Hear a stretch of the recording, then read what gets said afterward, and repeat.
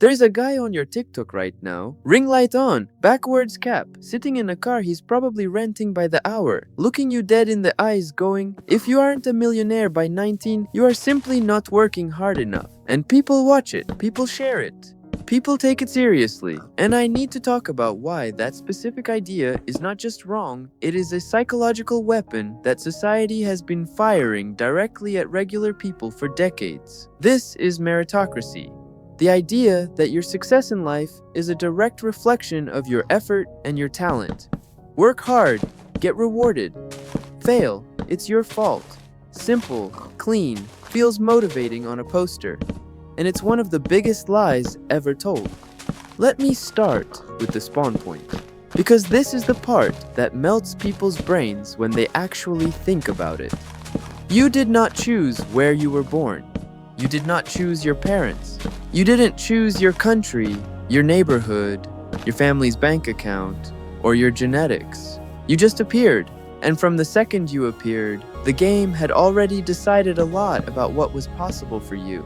Some kid is born into a Beverly Hills mansion with two parents who are already rich, a private school waiting for him on Monday morning, and a safety net so thick that failing at literally anything still lands him somewhere comfortable. Another kid is born into poverty, broken infrastructure, parents working 3 jobs, schools with no funding, and zero margin for error in any direction. Same planet, completely different game, and the idea that both of those kids are going to succeed or fail purely based on effort is so disconnected from reality, it makes my head spin. And it's not just money, your genetics are a lottery too, and nobody wants to talk about this. Being 6'4" is luck. Being naturally good at math is luck. Having the kind of face and personality that makes people want to give you things is luck. Society hands some people millions of dollars because they can throw a ball at a specific angle, and completely ignores someone who works 20 times harder their entire life in a regular job that actually keeps civilization functioning. The effort isn't what's getting rewarded, the lottery ticket is. And this is the part that really gets me about the hustle culture guys, specifically, because they never want to talk about this. They want to show you their morning routine and their productivity hacks, without ever once mentioning the part where they started with more resources than most people will ever see. The story always begins at chapter 7 and conveniently skips the first 6 chapters where the setup happened. Now here's where the philosopher Michael Sandel comes in. And I promise, I'm not about to make this boring. He wrote a whole book tearing apart meritocracy, and the part that genuinely pissed me off the most was about elite universities. Because there is a specific type of person, trust fund, kid, private school, since birth, $500 an hour SAT tutor, parents who donated a building to the campus, who gets into an Ivy League school and then stands there going, I earned this. I worked harder than everyone else. No, you didn't, bro. You had every advantage that money can buy stacked underneath you from before you could talk. And then you look at the person who didn't have any of that and say their lower test score is a reflection of their effort. It isn't. It's a reflection of their bank account. Getting a perfect SAT score when your parents could afford to pay someone to train you for it for 3 years straight is not pure merit.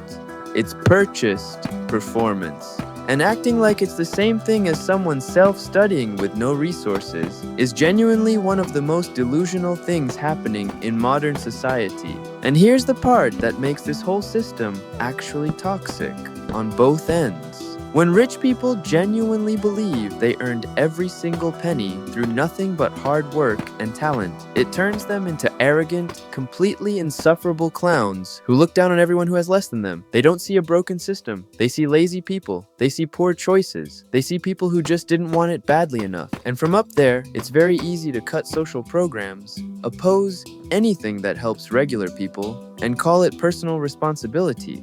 And on the other end, the person at the bottom, who has been told their whole life that this system is fair and that success is purely about effort, starts to believe that their struggles are their fault. Not the system's fault, not bad luck, just them. And that is a direct pipeline to genuinely terrible mental health self-loathing, and the specific kind of depression that comes from working incredibly hard and still not catching a break in a game that was rigged before you showed up. So here's where I actually land. And listen carefully, because this is important. None of this is an excuse to do nothing.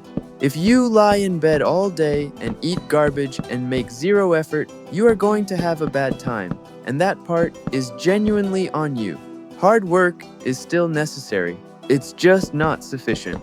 And those two things can both be true. Stop worshiping billionaires like they cracked some code you haven't figured out yet. A lot of them were born on third base. Stop beating yourself up for not being rich at 18 in a system where a huge portion of the outcome was decided before you made a single choice. Luck runs more of this planet than anyone in a ring light car will ever admit to you. The system isn't fair. That doesn't mean you don't try. It means you stop measuring your entire worth against a rigged scoreboard. Work hard because it gives you options. But for the love of everything, stop letting someone who started on easy mode convince you that you're failing on hard mode because you just didn't want it enough.